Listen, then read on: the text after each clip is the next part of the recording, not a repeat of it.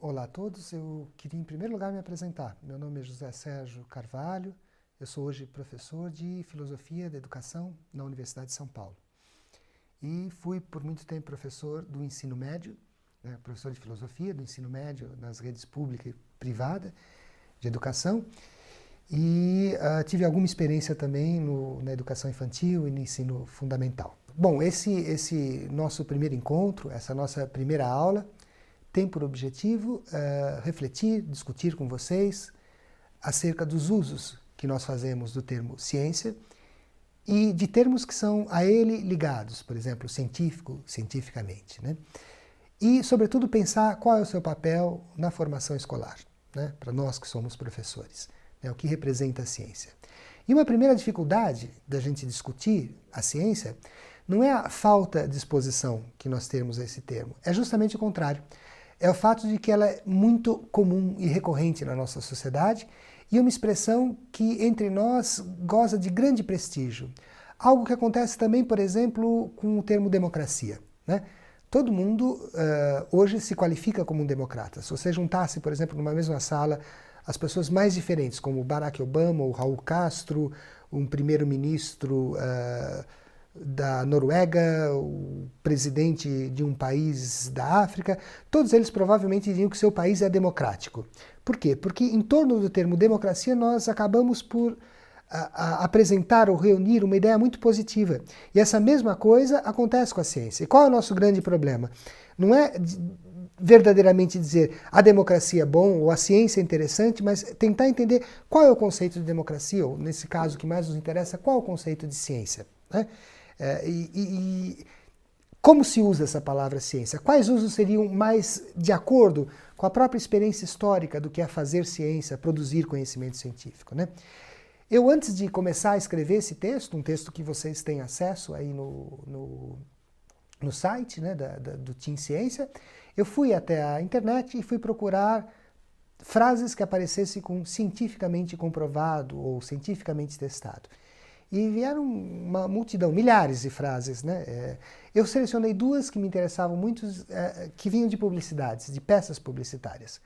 Uma delas, um pequeno laboratório, se eu não me engano, em Santa Catarina, que fazia um perfume e que dizia que esse perfume tinha sido cientificamente comprovado como algo absolutamente diferente de todos os outros, etc, etc, né? E que era um perfume do amor, né? E era cientificamente comprovado como um perfume do amor. Claro, vocês podem falar, mas isso acontece com um laboratório pequeno, Santa Catarina, etc. Mas em seguida, o próximo site que aparecia era de uma das maiores empresas de telefonia e comunicação mundial, a Siemens, e que falava que ela havia desenvolvido cientificamente um novo aplicativo que tinha sido testado cientificamente para assegurar os resultados mais rápidos e precisos. Ora, nessas duas publicidades me aparecem, ao meu ver, as imagens dominantes do que é a ciência na nossa sociedade. Por um lado, a gente identifica a ciência imediatamente como uma verdade acima de qualquer dúvida. O científico é o verdadeiro, indubitável. E, por outro lado, a gente associa a ideia de ciência à ideia de desenvolvimento de algum aparato tecnológico, de alguma técnica que é sempre mais eficaz, mais rápida. Por isso a gente faz essa associação entre ciência e progresso. Ciência e desenvolvimento tecnológico, mas também ciência e verdade, né? Uma verdade definitiva, digamos aí. Bom, o que eu queria começar a refletir com vocês é em que medida que essa imagem socialmente difundida e muito comum da ciência nos ajuda de fato a entender o que vem a ser ciência, a sua especificidade, né? Quer dizer, a ciência é um modo muito específico, muito particular de investigar, produzir e difundir conhecimentos, né? É muito diferente de outras formas. Em que medida que essa imagem nos ajuda a compreender a peculiaridade, a especificidade da ciência, ou ao contrário, em que medida a sua imagem um pouco estereotipada nos distancia daquilo que verdadeiramente, historicamente, nós identificamos como ciência, né? Para nos auxiliar aqui, a gente vai pedir o recurso a um dicionário, que eu reputo talvez um dos melhores dicionários da língua portuguesa, se não o melhor hoje, que é o dicionário Wise, que traz, vejam vocês, 8 diferentes acepções, né, 8 diferentes usos que a gente faz da palavra ciência, né? Só esse fato de ter 8 acepções já nos diz que é uma palavra muito polissêmica, que tem muitos significados no nosso dia a dia. E nós vamos selecionar duas para fazer uma análise, né? A primeira delas diz que a ciência é um conhecimento atento e aprofundado de alguma coisa, né? Então a definição é essa: ciência, conhecimento atento e aprofundado de algo. É claro que essa associação que o dicionário faz entre conhecimento científico e um conhecimento profundo, atento de algo, faz sentido, né? É exatamente isso que a gente espera, por exemplo, de um cientista que passa a sua vida no laboratório pesquisando alguma coisa, ou um historiador, né, que se debruça sobre documentos, que ele produza um conhecimento que seja, ao mesmo tempo, profundo e muito atento, rigoroso, né? Agora, a nossa questão é: um conhecimento atento e profundo é algo distintivo da ciência? Ou seja, ele é específico da ciência, ele faz com que a ciência seja diferente, o fato de ele ser profundo faz a ciência parecer diferente de outras formas de conhecimento humano, como, por exemplo, o mito, a religião, as artes, a literatura, né? Estaria na profundidade e na atenção e no rigor a diferença entre ciência e estas formas de produzir e difundir conhecimento? Vamos começar a análise, a resposta a essa questão, a partir de uma análise da narrativa mítica. Nós vamos pegar um mito grego, cuja origem se perde no tempo, mas que é muito conhecido de quase todos nós, que é a saga, a história de Édipo, né?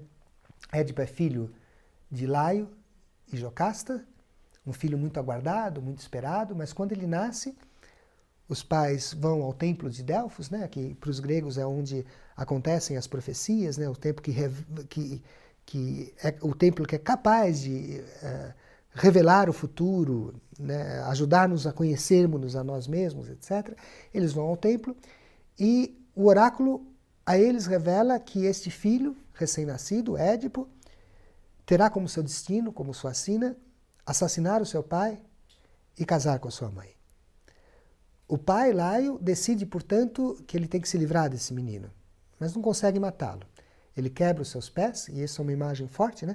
Édipo fica sem pés, sem aquilo que o liga à terra, ao seu passado, e pede para que um escravo o leve à floresta para deixá-lo lá, para que ele seja devorado por feras. Isso é um procedimento comum, é recorrente nas histórias míticas, né? Que ele não seja, também nos contos de fada, né? Que não seja de fato assassinado, mas largado na floresta. E depois Édipo é encontrado e criado por dois reis de uma outra cidade, que ele crê serem seus pais. Em determinado momento, Édipo também ele vai consultar um oráculo, e o oráculo lhe revela que o seu destino é matar o seu pai e desposar sua mãe. Como ele ama o seu pai e sua mãe, adotivos, que ele não sabe serem pais adotivos, ele decide largar sua cidade e errar pelo mundo, sair andando. Em suas erranças, nos seus caminhos, Édipo encontra e briga com um senhor muito mais velho que ele, e ao final da luta ele mata esta pessoa que ele não sabe ser seu pai. E chega até a cidade de Tebas, que está completamente arrasada, justamente porque seu rei foi morto, né? E porque à sua entrada reside uma esfinge que não deixa ninguém entrar na cidade, a não ser que essa pessoa seja capaz de decifrar um enigma que ela coloca. E todos que tentam decifrar esse enigma acabam não conseguindo e sendo devorados por essa esfinge. A esfinge pergunta, portanto, a Édipo o seu enigma, né? O que é, que tem 4 patas pela manhã, 2 ao meio-dia e 3 à tarde. E a resposta correta de Édipo é o homem. Ora, vejam que coisa interessante, né? E aí ele pode entrar, né? Ele entra na cidade, é aclamado como seu rei, desposa então rainha, né, Jocasta, que era sua mãe e ele não sabia. Mas o que nos interessa aqui mais, né, eu vou fazer essa história que é longa e importante e curta, o que nos interessa é o que esse mito nos sugere, né? O que esse mito parece nos sugerir é a ideia de que o homem precisa decifrar o seu próprio enigma, o enigma da sua existência, para poder ser digno do seu destino, né? Em outras palavras, o homem precisa conhecer a si mesmo para poder imprimir dignidade à sua existência, né? Édipo só entra na cidade quando ele é capaz de decifrar um enigma cuja resposta é o homem. E por outro lado, e paradoxalmente, toda a desgraça de Édipo, o fato de que ele de fato mata o seu pai e desposa sua mãe, vem como resultado de Édipo não saber quem ele é, de não conhecer quem ele é, de não ser capaz de decifrar o seu próprio enigma singular e individual. Isso leva a cair em desgraça com os deuses e a cair em desgraça com a sua própria vida, né? Édipo, ao final, cega-se a si mesmo, né? Ele acaba por ferir os seus olhos e sair como um cego errante em face dos crimes que ele cometeu, né? Ora, em sã consciência, ninguém negaria a este mito profundidade, atenção e capacidade de compreensão da condição humana. E tanto é assim que ele se transformou numa peça de teatro clássica de Sófocles, né? Édipo Rei. Ele é até hoje, na psicanálise, por exemplo, uma referência para tentar compreender o ser humano, né? O complexo de Édipo em Freud. Ele é um objeto recorrente da filosofia contemporânea, né? Há livros sobre isso, o Anti-Édipo, Foucault fala sobre Édipo. Ou seja, todos reconhecem nesta narrativa mítica de Édipo um tesouro de compreensão da condição humana, da existência humana. Todos neles reconhecem profundidade, atenção. E, no entanto, ninguém considera que a narrativa sobre Édipo seria produto de uma investigação científica. Está claro o ponto onde eu queria chegar? Ora, o conhecimento atento e aprofundado não é uma característica distintiva da ciência. Ele aparece, por exemplo, nas narrativas míticas, né? Como essa narrativa de Édipo. E não só nelas. Ele aparece na poesia, ele aparece na canção popular. Por exemplo, eu vou pegar uma que muito me agrada, né? Uma canção do Chico Buarque, sobre a saudade, em que em determinado momento ele vai apresentar para a gente imagens, né, que nos vinculam ou que nos dão a ideia de saudade. E nesse sentido, a canção e o mito trabalham de uma forma muito próxima, né? Por quê? Quando a gente ouve o mito de Édipo, por exemplo, a gente sente que há ali uma profunda verdade. Mas essa verdade, no mito de Édipo, não advém da coerência da história, nem do fato de que aquilo tudo aconteceu.